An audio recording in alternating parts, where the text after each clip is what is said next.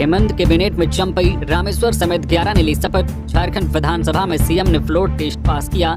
पक्ष में 45, विपक्ष में एक भी वोट नहीं पड़ा। हेमंत सोरेन की सरकार ने सदन में विश्वास मत हासिल कर लिया है। सरकार के पक्ष में 45 वोट पड़े, जबकि विपक्ष में 0 वोट डाले गए। सदन में बहुमत साबित करने के बाद हेमंत कैबिनेट का विस्तार किया गया। नए मंत्री के रूप में सबसे पहले चंपई सोरेन ने शपथ ली। इसके बाद रामेश्वर उरांव, दीपिका पांडे सिंह, बैजनाथ राम और इरफान अंसारी मंत्री पद की शपथ ली। इसके साथ ही दीपक बिरवा, पन्ना गुप्ता, सत्यानंद भोक्ता, मिथिलेश ठाकुर, हाफिजुल हसन और बेबी देवी ने भी मंत्री पद की शपथ ली। हालांकि हेमंत सोरेन के भाई बसंत सोरेन को कैबिनेट में जगह नहीं मिली है। इससे पहले सदन में विश्वास मत पर चर्चा के दौरान जैसे ही हेमंत सोरेन बोलने के लिए उठे, वैसे ही बीजेपी विधायकों ने हंगामा शुरू कर दिया। सीएम ने कहा, मुझे सदन में फिर से देखकर विपक्ष को कैसा लग रहा होगा मैं समझ सकता हूं। साथ ही कहा कि सदन में विपक्ष के जितने भी विधायक दिख रहे हैं उनमें से आधे भी अगली बार दिख गए तो बड़ी बात होगी। साथ ही सीएम ने चंपई सोरेन को 5 महीने सरकार चलाने के लिए बधाई दी है। बता दें कि 28 जून को हेमंत सोरेन जेल से रिहा हुए थे। 3 जुलाई को चंपई सोरेन ने इस्तीफा दिया था और हेमंत सोरेन ने सरकार बनाने का दावा पेश किया था और 5 जुलाई को हेमंत सोरेन ने तीसरी बार सीएम पद की शपथ ली थी। मंत्री बनने के बाद बोले इरफान अंसारी, समय कम है, 2020 खेलूंगा और बीजेपी को भगाऊंगा। मंत्री पद की शपथ लेने के बाद इरफान अंसारी ने कहा कि बीजेपी की करारी हार हुई है, हम फाइनल के लिए तैयार हैं। हमारी पार्टी टेस्ट वनडे नहीं T20 होगा। समय कम है, इसलिए मैं 2020 खेलूंगा और बीजेपी को राज्य से भगाऊंगा। मुझ पर विश्वास जताने के लिए मैं कांग्रेस अध्यक्ष मल्लिकार्जुन खड़गे, राहुल गांधी, वेणुगोपाल, मुख्यमंत्री हेमंत सोरेन, झारखंड प्रदेश प्रभारी गुलाम अहमद मीर और प्रदेश अध्यक्ष राजेश ठाकुर का धन्यवाद देता हूं। इरफान अंसारी ने कहा कि हमारी पार्टी सेमीफाइनल नहीं फाइनल के लिए तैयार है। मैच फिनिशर आ गया है, अब ताबड़तोड़ बल्लेबाजी होगी। मैं झारखंड से बीजेपी को खदेड़ने का काम करूंगा। जो बड़बोला है उन लोगों को इससे मैं खत्म करूंगा। जेबीकेएसएस ने शुरू किया झारखंड मांगे जयराम अभियान। 3.25 करोड़ लोगों तक पहुंचाने का लक्ष्य। झारखंडी भाषा खतियान संघर्ष समिति के केंद्रीय अध्यक्ष जयराम महतो ने विधानसभा चुनाव की तैयारी शुरू कर दी है। इसके लिए 8 जुलाई से झारखंड मांगे जयराम अभियान की शुरुआत की गई। संगठन के केंद्रीय अध्यक्ष जयराम महतो और उपाध्यक्ष संजय मेहता ने संयुक्त प्रेस वार्ता में बताया कि अभियान के तहत 3.25 करोड़ लोगों तक पहुंचाने का लक्ष्य तय किया गया है। इनसे सीधा संवाद स्थापित किया जाएगा। इस अभियान का मुख्य उद्देश्य है झारखंडी आवाम को उनके अधिकारों के लिए एकजुट करना। संजय मेहता ने कहा है कि झारखंड की जनता मौजूदा शासन प्रशासन से परेशान है, बदलाव की मांग हो रही है। लोग जयराम महतो की ओर आशा भरी निगाहों से देख रहे हैं। हम भी झारखंडी भावनाओं का सम्मान करते हुए पूरी ताकत से चुनाव में भाग लेंगे। वहीं जयराम महतो ने कहा है कि झारखंड में सत्ता परिवर्तन तय है। उन्होंने कहा है कि लोकसभा चुनाव के परिणामों ने साफ कर दिया है कि उनको झारखंड वासियों का पूरा समर्थन हासिल है। वे वोटर्स का सम्मान करते हैं, विश्वास दिलाते हैं कि जो कमी रह गई है उसे पूरा करेंगे। जयराम महतो ने दावा किया है कि झारखंड में जेबीकेएसएस की सरकार बनेगी। ऐसा काम करेंगे कि झारखंड का नवनिर्माण होगा। गुमला में सांप काटने से 3 की मौत, रात में नहीं पहुंच सके अस्पताल, झाड़ फूक कराते रहे एक ही परिवार के मरने वाले। गुमला जिले के पालकोट प्रखंड के लोटवा डुगडुगी गांव में एक ही परिवार के 3 सदस्यों की करंट सांप के काटने से मौत हो गई। जिनकी मौत हुई है उनके नाम राजेश किसान, उनकी पत्नी सुनीता देवी और राजेश का भाई मनोज किसान हैं। सांप काटने के बाद तीनों को एम्बुलेंस नहीं मिलने से सही समय पर अस्पताल नहीं ले जा सका। इस दौरान तीनों झाड़ फूक के चक्कर में फंस गए। सही समय पर इलाज नहीं होने से तीनों की मौत हो गई। जानकारी के मुताबिक रविवार को सभी रथ मेला घूमने गए थे। रात को सभी एक ही कमरे में जमीन पर सोए हुए थे। इसी दौरान तीनों को सांप ने डस लिया। सांप के डसते ही तीनों की नींद खुल गई। इसके बाद तीनों ने शोर मचाना शुरू कर दिया। तब परिवार के अन्य सदस्य भी जागे। परिवार के लोगों ने देखा कि एक करंट सांप जमीन पर रेंग रहा है। इसके बाद परिवार के लोगों ने उसे मार डाला। परिवार के लोगों ने इसी बीच तीनों को अस्पताल ले जाने की कोशिश में लग गए, लेकिन गाड़ी नहीं मिल पाने की वजह से उन्हें अस्पताल नहीं ले जाया जा सका। इसी बीच पूरी रात सभी झाड़ फूक कराते रहे। जानकारी के मुताबिक सुबह होने पर तीनों को लोगों ने कांधे में लाद कर 10 किलोमीटर दूर सामुदायिक स्वास्थ्य केंद्र पालकोट लेकर पहुंचे, जहां राजेश किसान और उनकी पत्नी सुनीता देवी को तत्काल मृत घोषित कर दिया गया। जबकि मनोज किसान की सांस चलता देख डॉक्टर ने उसे बेहतर इलाज के लिए सदर अस्पताल गुमला रेफर कर दिया और सदर अस्पताल में इलाज शुरू होने से पहले ही उसकी मौत हो गई। इसके बाद तीनों का पोस्टमार्टम कराकर 100 परिजनों को सौंप दिया गया। झारखंड में बनेगा व्यवस्थापन आयोग, हेमंत सोरेन की कैबिनेट का प्रस्ताव। हेमंत सोरेन सरकार जल्द ही विस्थापन आयोग का गठन करेगी। कैबिनेट की बैठक में इसका प्रस्ताव रखा गया। इसके तहत एक डाटाबेस तैयार किया जाएगा ताकि खनन क्षेत्रों का एक दस्तावेज तैयार किया जा सके। मंत्रिमंडल के शपथ ग्रहण के बाद सोमवार की शाम प्रोजेक्ट भवन में हुई कैबिनेट की बैठक के बाद हेमंत सोरेन ने खुद पत्रकारों को यह जानकारी दी। इसमें इस बात का पूरा ब्यौरा होगा कि झारखंड के लोगों को खनन गतिविधियों की वजह से क्या खोना पड़ता है और क्या उन्हें मिलता है, इसका असर क्या होता है। जल्द ही इसका एक मसौदा तैयार किया जाएगा। खनन की वजह से लोगों को होने वाली परेशानियों को कैसे दूर किया जाए, इसके लिए सरकार नीति बनाएगी। पत्रकारों ने जब झारखंड के मुख्यमंत्री से यह पूछा कि विस्थापन आयोग की मांग लंबे अरसे से हो रही थी, क्या इसको समयबद्ध तरीके से धरातल पर उतारा जाएगा। इस पर हेमंत सोरेन ने कहा कि जब हमने घोषणा की है तो इसको धरातल पर उतारने की जिम्मेदारी भी हमारी है। उन्होंने कहा कि यह पहले ही हो जाना चाहिए था, लेकिन आज हमने यह निर्णय लिया। आप आश्वस्त रहें, जितनी जल्दी हो सकेगा हम इसको प्राथमिकता के आधार पर करेंगे। प्राथमिकता के आधार पर हमने इस विषय पर कैबिनेट की बैठक में सहमति जताई। बंगाल की खाड़ी की ओर बढ़ रहा मानसून टर्फ, झारखंड के 8 जिलों में वज्रपात का अलर्ट। मानसून टर्फ बंगाल की खाड़ी की ओर बढ़ रहा है। जैसलमेर, चित्तौड़गढ़, रायसेन, रायपुर, कालिंगपट्टनम होते हुए यह बंगाल की खाड़ी में पहुंचेगा। मौसम विभाग ने कहा है कि झारखंड में 9 जुलाई यानी कि आज कहीं कहीं गरज के साथ वज्रपात हो सकता है। भारत मौसम विज्ञान विभाग IMD के रांची स्थित मौसम केंद्र ने कहा है कि आने वाले दिनों में झारखंड के तापमान में 2 से 3 डिग्री सेंटीग्रेड तक की गिरावट आएगी। हालांकि अभी 3 दिनों तक अधिकतम तापमान में किसी बड़े बदलाव की उम्मीद नहीं है। मौसम विभाग के मुताबिक 9 जुलाई को झारखंड में कहीं कहीं गरज के साथ वज्रपात होने का अनुमान है। इसके बाद 2 दिन यानी 10 और 11 जुलाई के लिए कोई चेतावनी नहीं दी गई है। 12 जुलाई को झारखंड के उत्तर पूर्वी भागों में कहीं कहीं भारी बारिश हो सकती है, यानी कि देवघर, दुमका, गोड्डा, जामताड़ा, पाकुड़, साहिबगंज, धनबाद और गिरिडीह में कुछ जगहों पर 12 जुलाई को भारी बारिश हो सकती है। मौसम वैज्ञानिक ने कहा है कि राज्य में पिछले 24 घंटे के दौरान मानसून की गतिविधि सामान्य रही है। कुछ जगहों पर गरज के साथ हल्के से मध्यम दर्जे की वर्षा हुई है, कुछ जगहों पर भारी वर्षा भी हुई है। इरफान अंसारी को ग्रामीण विकास और दीपिका पांडे सिंह को मिली कृषि मंत्रालय की जिम्मेदारी। इरफान अंसारी को ग्रामीण विकास मंत्रालय के साथ पूर्व मंत्री आलमगीर आलम के सभी विभागों की जिम्मेदारी सौंपी गई है। वही दीपिका पांडे सिंह को कृषि मंत्रालय देते हुए बादल पत्रलेख के अधीन के सभी विभागों की जिम्मेदारी सौंपी गई है। मंत्री सत्यानंद भोक्ता ने प्रेस को ये जानकारी दी है। साथ ही बताया है कि बाकी के विभागों में कोई बदलाव नहीं किया गया। हथियार के साथ JJMP के 2 नक्सली गिरफ्तार। बड़ी घटना को अंजाम देने की थी तैयारी। पतरातू जंगल में घेराबंदी कर दबोचा। लातेहार पुलिस ने हथियार के साथ JJMP के 2 उग्रवादियों को गिरफ्तार कर सोमवार को जेल भेज दिया है। गिरफ्तार उग्रवादियों में मोहम्मद अब्दुल तुराब कादरी पिता स्वर्गीय शमसुल कादरी, पतरातू गारू व राहुल कुमार यादव पिता विनोद यादव, तेजान बालूमात शामिल हैं। पुलिस ने इनके पास से 2 देसी कट्टा, 2 भरठुआ 315 के 1 जिंदा गोली व 1 मोबाइल बरामद किया है। SP अंजनी अंजन ने बताया कि हथियारबंद अपराधी किसी बड़ी घटना को अंजाम देने के लिए गारू थाना क्षेत्र के पतरातू जंगल में जमा होने की जानकारी मिली थी। इसके बाद महुआटान अनुमंडल पुलिस पदाधिकारी हिमांशु चंद्र मांझी के नेतृत्व में एक छापेमारी दल का गठन किया गया।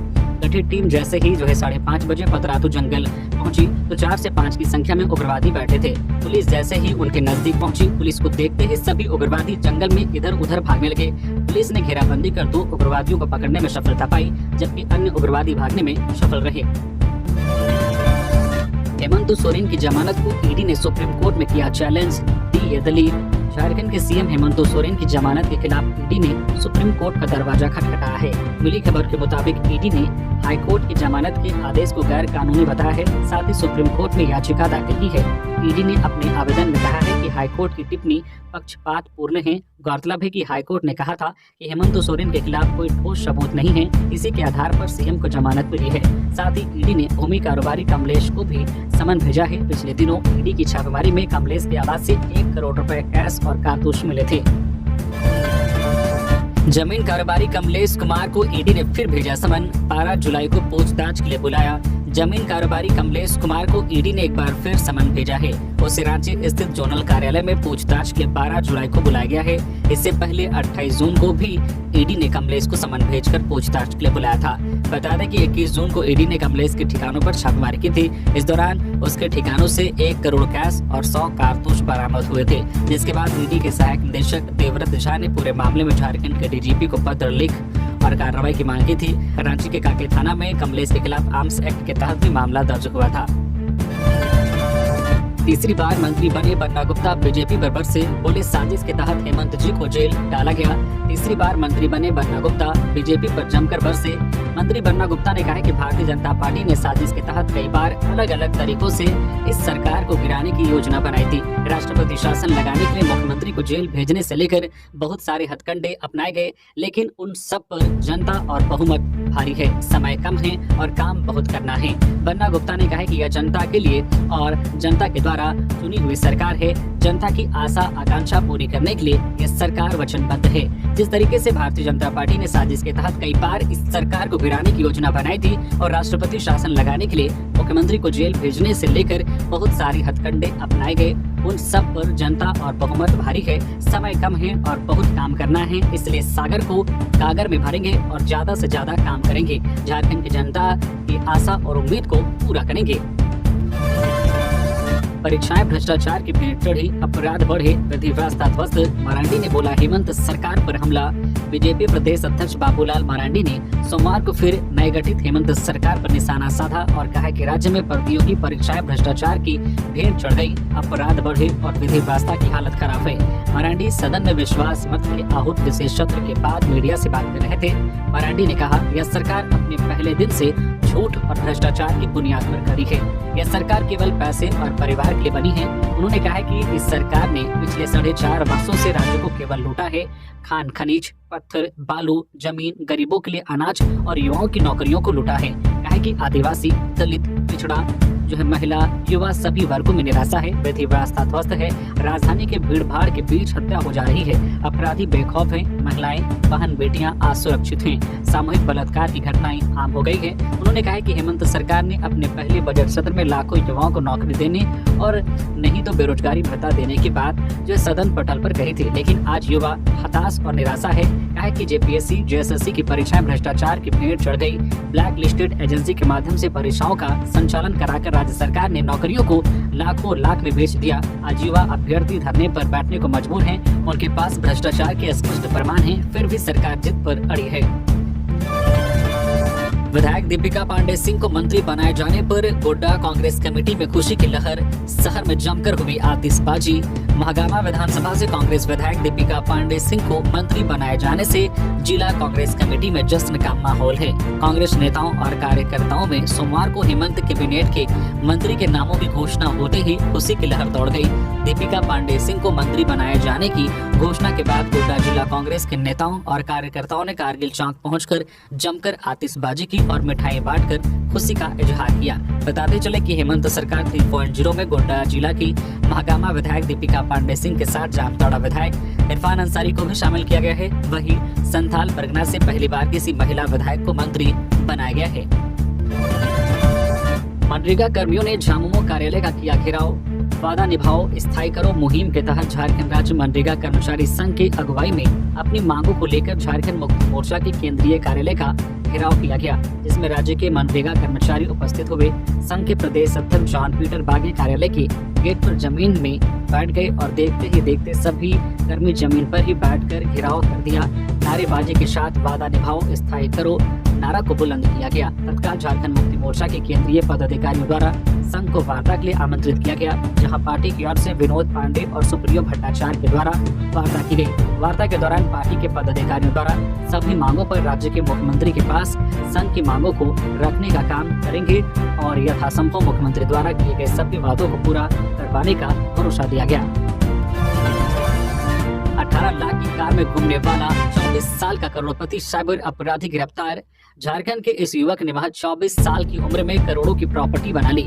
18 लाख रुपए की हेक्टर कार में घूमता था। हजारीबाग में उसका 50 लाख का फ्लैट है और 50 लाख का ट्रक खरीद रखा है। करोड़ों की जमीन का भी मालिक है। इस युवक को पुलिस ने गिरफ्तार कर लिया है। हम जिस युवक की बात कर रहे हैं वह कोई आम युवक नहीं, एक शातिर और कुख्यात साइबर क्रिमिनल है। साइबर क्रिमिनल की दुनिया में उसने अपनी एक अलग पहचान बनाई है। उसका नाम सोनू कुमार वर्मा है। मुफस्सिल थाना क्षेत्र के गपैया गांव का रहने वाला 24 वर्ष का सोनू वर्षों से साइबर अपराध की दुनिया में सक्रिय है। गिरिडीह पुलिस ने गुप्त सूचना के आधार पर गपैया गांव से उसे गिरफ्तार किया है। सोनू साइबर अपराधियों को सिम कार्ड और खाता भी उपलब्ध कराता था। टीम ने गपैया गांव में छापेमारी करके सोनू कुमार वर्मा को साइबर अपराध करते हुए पकड़ा। पुलिस को लंबे समय से सोनू की तलाश थी।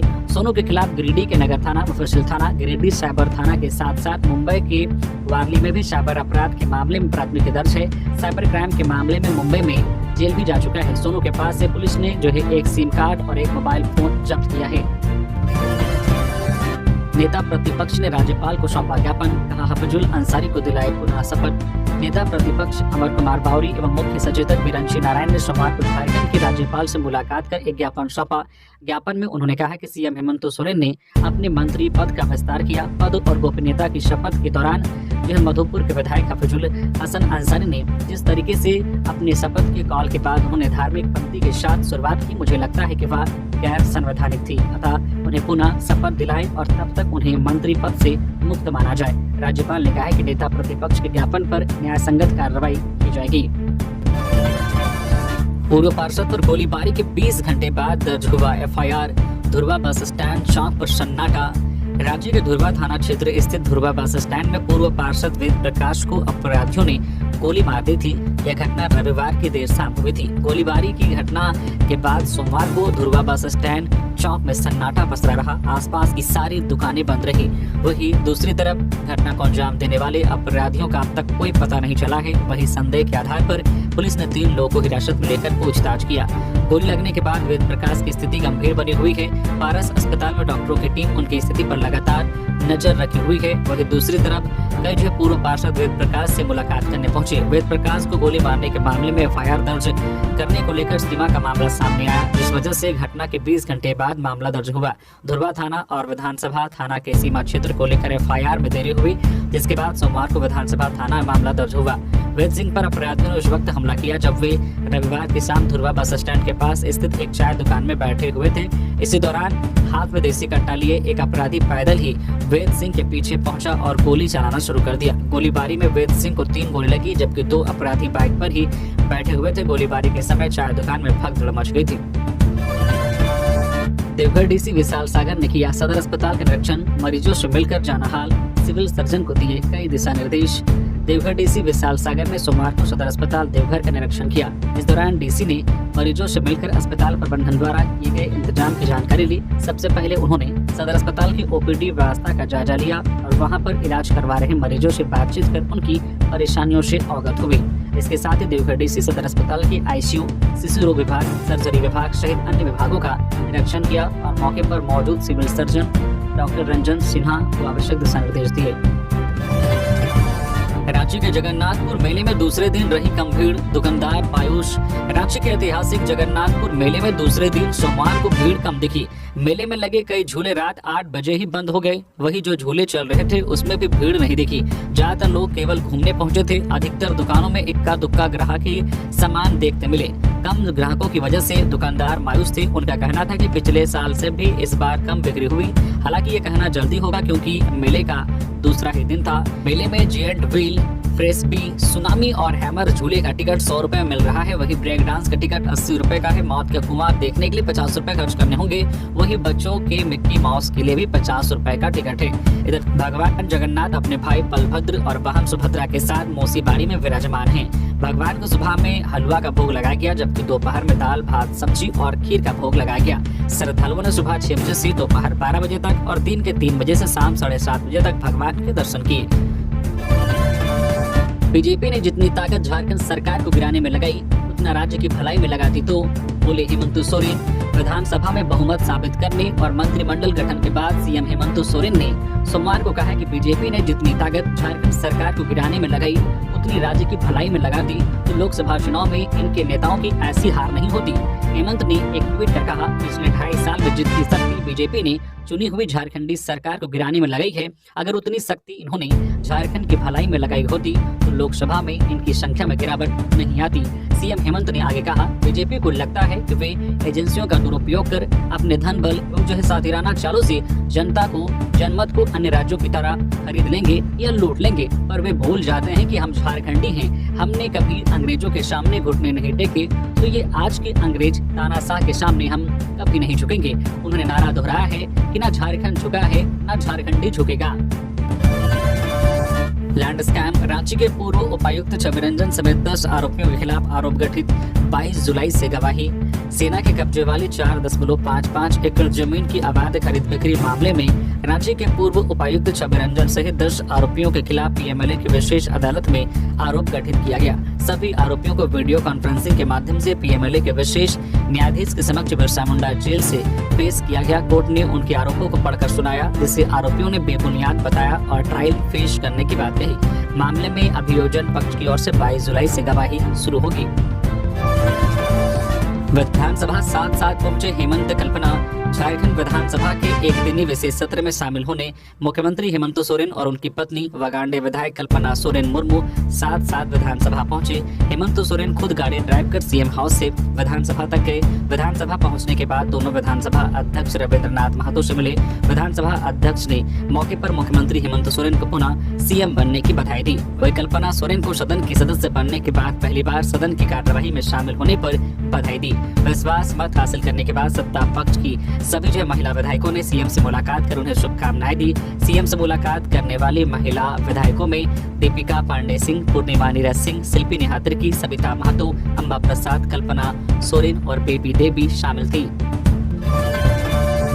रांची के मैकोन में कार्यरत मैनेजर के घर से चोरों ने 12 लाख के जेवर उड़ाए, कैश भी ले गए। मैकोन के स्ट्रक्चरल डिपार्टमेंट में कार्यरत मैनेजर विवेक कुमार गोप के मैकोन स्थित आवास से चोरों ने 12 लाख से ज्यादा के जेवर, 60,000 रुपए नगद की चोरी कर ली है। मिली खबर के मुताबिक चोरी की यह घटना 8 जुलाई की सुबह 3 बजे हुई है। वो परिवार मैकोन के क्वार्टर संख्या L46 में रहता है। पुलिस सूत्रों से मिली जानकारी के अनुसार 8 जुलाई की सुबह 3 बजे अज्ञात चोरों ने घर का ताला तोड़ा और 12 लाख से ज्यादा के जेवर के साथ 60,000 नगद लेकर उड़ गए।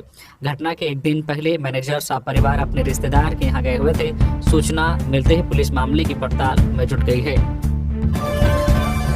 मंत्री बनने के बाद दीपिका पांडे बोली, समय कम है और काम ज्यादा करना है। महागामा विधायक दीपिका पांडे सिंह ने सोमवार को मंत्री पद की शपथ ली। शपथ ग्रहण के बाद कैबिनेट पहुंची मंत्री दीपिका पांडे ने कहा है कि बहुत बड़ी जिम्मेदारी मुझे मिली है, समय कम है और काम बहुत ज्यादा करना है। मैं भरोसा दिलाती हूं कि आने वाला एक एक पल वो झारखंड के लोगों के हित में लगाया जाएगा। इसके साथ ही उन्होंने कांग्रेस अध्यक्ष मल्लिकार्जुन खड़गे, राहुल गांधी, वेणुगोपाल, मुख्यमंत्री हेमंत सोरेन और झारखंड प्रदेश प्रभारी गुलाम अहमद मीर और प्रदेश अध्यक्ष राजेश ठाकुर का जो है आभार जताया है। मीडिया से बात करते हुए मंत्री दीपिका पांडे सिंह ने कहा है कि आप लोग सबको भी जो है धन्यवाद, क्योंकि आप भी आवाज उठाते रहे। मैं इसे बहुत बड़ी जिम्मेदारी समझती हूँ। बीएसएफ जवान का शव पहुंचा पलामू। छुट्टी में घर आने के दौरान हुआ था सड़क हादसे का शिकार। 1 साल पहले हुई थी शादी। जम्मू कश्मीर में सड़क हादसे में मौत के तीसरे दिन सोमवार को पलामू निवासी बीएसएफ जवान अमित शुक्ला 30 वर्षीय का शव सिंगरा स्थित उनके घर पहुंचा। रविवार को फ्लाइट से शव जम्मू से रांची लाया गया था। इसके बाद हजारीबाग स्थित बीएसएफ कैंप को शव घर पहुंचाने की जिम्मेदारी सौंपी गई थी। घर पर जवान बेटे का शव पहुंचते ही कोहराम मच गया। महिलाओं के साथ ही वहां मौजूद सभी लोगों की आंखें नम हो गई। सैन्य सम्मान के साथ बीएसएफ जवान को अंतिम विदाई दी गई। कोयल नदी तट पर जो है अमित शुक्ला का अंतिम संस्कार हुआ। पिता उपेंद्र शुक्ला ने बेटे को मुखाग्नि दी। चाईबासा में 4 मिनी शराब फैक्ट्री का भंडाफोड़। सरकारी शराब दुकान का 2 कर्मी गिरफ्तार। पश्चिमी सिंहभूम जिले में नकली शराब बनाने और नकली शराब को सरकारी लाइसेंसी दुकानों में बेचने का मामला थम नहीं रहा है। एक के बाद एक मामले उजागर हो रहे हैं। इसी क्रम में जिले के चाईबासा शहर में सरकारी दुकानों में अवैध नकली शराब बनाकर बेचने के गोरख धंधे का भांडाफोड़ हुआ है। इस मामले में शराब दुकान के 2 कर्मचारी को पुलिस ने गिरफ्तार कर लिया है। मुफस्सिल थाना क्षेत्र के पाताहातू में 4 मिनी शराब फैक्ट्री का पुलिस ने उद्भेदन किया है। पता चला है कि यहाँ अवैध तरीके से नकली शराब बनाकर सरकारी शराब की दुकानों पर बेचने का गोरख धंधा चलाया जा रहा था। इस पूरे कारोबार में उत्पाद एवं मद्य निषेध विभाग की मिलीभगत की खबर भी सामने आ रही है, क्योंकि अवैध शराब के साथ जिन 2 आरोपियों को पकड़ा गया है वे दोनों चाईबासा शहर के यशोदा चौक के पास स्थित सरकारी लाइसेंसी शराब दुकान के ही कर्मचारी हैं। दोनों का नाम सोनू सिंह और अवधेश कुमार है। पुलिस ने छापेमारी में मिनी शराब फैक्ट्री के चारों जगह से तकरीबन हर ब्रांड की खाली बोतल, शराब बनाने का केमिकल, अंग्रेजी महंगी शराब के ब्रांड का स्टिकर और झारखंड सरकार का सील बरामद हुआ है। गिरिडीह नगर भवन में लगा रोजगार मेला। 156 युवाओं को नौकरी के लिए मिला नियुक्ति पत्र। गिरिडीह जो है नियोजनालय ने सोमवार को नगर भवन में रोजगार मेले का आयोजन किया। रोजगार मेले का उद्घाटन नियोजन पदाधिकारी प्रत्युष शेखर ने दीप जलाकर किया। इस दौरान रोजगार मेले में गिरिडीह के 6 फैक्ट्रियों के अलावा देश के कई जो है IT सेक्टर से जुड़े 21 कंपनियों ने हिस्सा लिया। अलग अलग पदों के लिए 6 कारखानों समेत देश की कंपनियों में 2000 से अधिक अभ्यर्थी शामिल हुए थे, जबकि 453 युवाओं को शॉर्ट लिस्टेड किया गया। तो प्राइवेट सेक्टर के जॉब के लिए 156 युवाओं को नगर भवन में ही नियुक्ति पत्र सौंपा गया। मौके पर श्रम अधीक्षक के साथ जो नियोजन पदाधिकारी प्रत्युष शेखर ने करीब 3 दर्जन युवाओं को सांकेतिक रूप से नियुक्ति पत्र सौंपा। सरकार के संरक्षण में चल रहा नशे का अवैध कारोबार गीताकुड़ा चाईबासा जिले में नकली शराब बनाने और नकली शराब को सरकारी दुकानों में बेचने का मामला थम नहीं रहा है। प्रतिदिन एक के बाद एक मामलों का उजागर चल रहा है। सोमवार को शहर चाईबासा की शहरी दुकानों में अवैध नकली शराब बनाकर बेचने का गोरख धंधे का भंडाफोड़ हुआ है। इस मामले में 2 कर्मचारियों को पुलिस ने गिरफ्तार भी किया है। मुफस्सिल थाना अंतर्गत पाताहातू में सोमवार को 4 मिनी शराब फैक्ट्री का पुलिस ने उद्भेदन किया है। पता चला है कि यहां बनी नकली शराब सरकारी दुकानों में बेचा जाता था। इस बात को गंभीरता से लेते हुए पूर्व सांसद गीताकुड़ा ने कहा है कि सरकार की मिलीभगत और समर्थन के बिना इतने बड़े पैमाने पर अवैध शराब की 4 फैक्ट्रियां नहीं चलाई जा सकती है। ऐसा प्रतीत हो रहा है कि वही दूसरी और इस तरह कारोबार को अपना संरक्षण भी दे रही है।